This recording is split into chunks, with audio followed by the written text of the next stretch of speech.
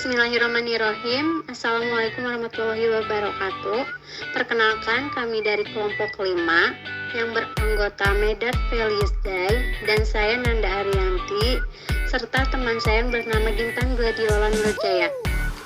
Di sini kami akan membahas materi mengenai hukum dan teknologi informasi.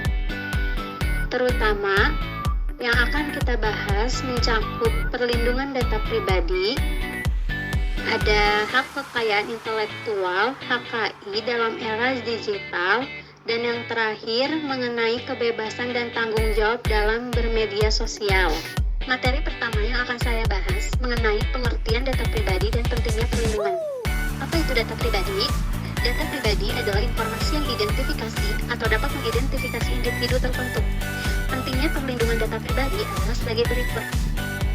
Mencegah penyalahgunaan data. Perlindungan data pribadi membantu mencegah penyalahgunaan informasi pribadi untuk kepentingan ilegal. Selanjutnya, kepatuhan hukum. Penting untuk mematuhi undang-undang yang mengatur perlindungan data pribadi untuk melindungi privasi. Yang kedua, ada regulasi perlindungan data pribadi di Indonesia dan internasional. Di sini terdapat Undang-Undang Nomor 27 Tahun 2022.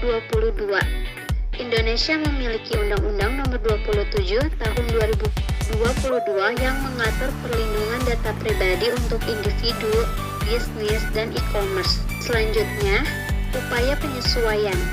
Regulasi di Indonesia terus berupaya menyesuaikan diri dengan perkembangan internasional dalam perlindungan data pribadi. Implikasi penggunaan teknologi informasi dalam perlindungan data pribadi.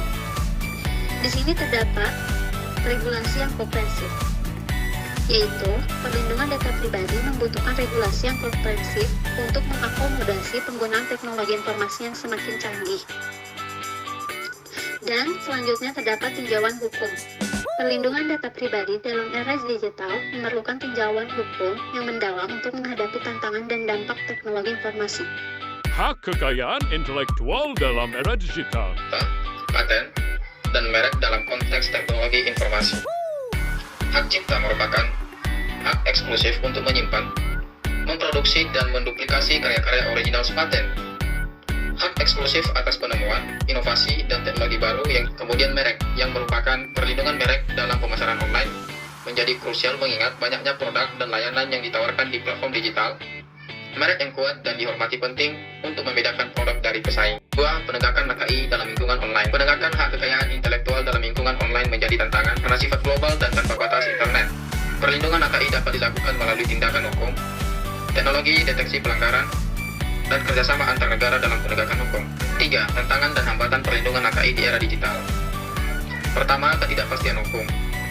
Ketidakpastian di berbagai yurisdiksi dalam mengatur HKI di dunia maya, terutama terkait dengan pelaksanaan hukum lintas batas. Kemudian, teknologi sebagai ancaman dan solusi. Teknologi juga menjadi ancaman karena memungkinkan produksi, distribusi, dan berbagi karya tanpa izin. Namun, sekaligus juga dapat memperkuat penegakan HKI melalui teknologi deteksi, blockchain, dan juga digital rights management. Yang terakhir ada kebebasan dan tanggung jawab dalam bermedia sosial. Berikut etika penggunaan media sosial dalam pandangan hukum. 1. Privasi dan perlindungan data. Pengguna media sosial memiliki hak privasi dan perlindungan data pribadi. Pelanggaran privasi dan penyalahgunaan data dapat melanggar hukum privasi serta berpotensi mendapat sanksi hukum. 2. Komentar dan konten yang sopan.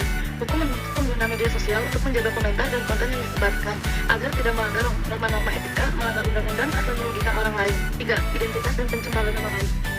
Pengguna media sosial harus menghormati identitas dan nama baik orang lain. Selanjutnya, ada tanggung jawab hukum pengguna media sosial. Yang pertama, penyebaran informasi palsu. Pengguna media sosial bertanggung jawab atas kebenaran informasi yang disebarkan. Penyebaran informasi palsu bisa dikenai sanksi hukum. 2. Pelecehan dan kekerasan. Perlindungan hukum juga meliputi larangan atas tindakan pelecehan, intimidasi, atau kekerasan verbal yang dilakukan melalui media sosial. Hal ini dapat dikategorikan sebagai tindakan pidana. 3. Hak kekayaan media sosial bertanggung jawab untuk tidak melanggar hak kekayaan intelektual seperti hak cipta, merek dagang, atau paten. Dan yang terakhir ada kebijakan perlindungan privasi dalam media sosial. 1. Pengaturan privasi. Platform media sosial memiliki tanggung jawab untuk memberikan pengaturan privasi bagi pengguna demi melindungi data dan informasi pribadi. 2. Penghapusan konten negatif. Platform media sosial juga memiliki kebijakan untuk menghapus konten negatif yang melanggar aturan etika. 3. Transparansi data.